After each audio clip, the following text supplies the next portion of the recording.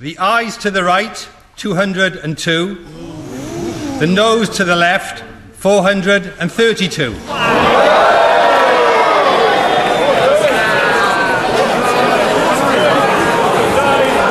ayes to the right, 202. The noes, order! The ayes to the right, 202. The noes to the left, 432. So the noes have it. The noes have it. Unlock.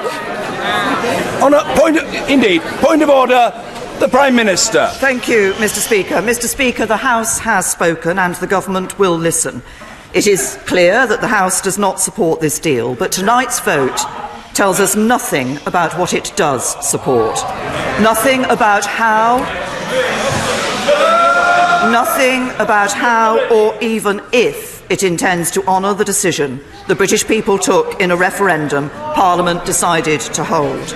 And people, particularly EU citizens who've made their home here, and UK citizens living in the EU, deserve clarity on these questions as soon as possible.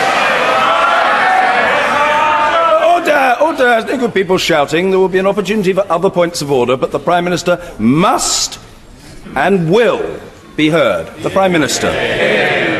Those whose jobs rely on our trade with the EU need that clarity. So, with your permission, Mr. Speaker, I'd like to set out briefly how the Government intends to proceed.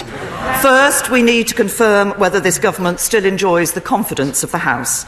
I believe that it does, but given the scale and importance of tonight's vote, it's right that others have the chance to test that question if they wish to do so. I can therefore confirm that if the official opposition table a confidence motion this evening, in the form required by the Fixed Term Parliaments Act, the Government will make time to debate that motion tomorrow. And if, as happened before Christmas, the official opposition declined to do so, we will, on this occasion, consider making time tomorrow to debate any motion in the form required from the other opposition parties, should they put one forward. Second, if the House confirms its confidence in this Government, I will then hold meetings with my colleagues, our confidence and supply partner, the DUP, and senior parliamentarians from across the House to identify what would be required to secure the backing of the House. The Government will approach these meetings in a constructive spirit, but given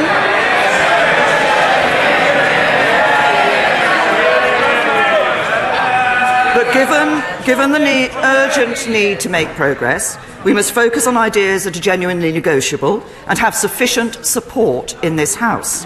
Third, if these meetings yield such ideas, the Government will then explore them with the European Union. Mr. Speaker, I want to end by offering two reassurances.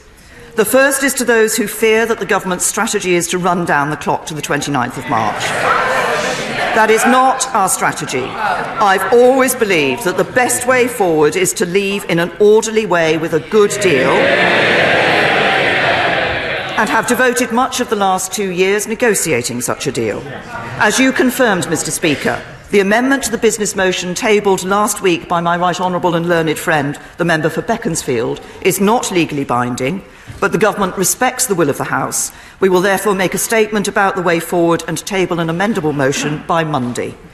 The second reassurance is to the British people who voted to leave the European Union in the referendum 2.5 years ago. I became Prime Minister immediately after that referendum. I believe it's my duty to deliver on their instruction, and I intend to do so. Every day that passes without this issue being resolved means more uncertainty, more bitterness and more rancour.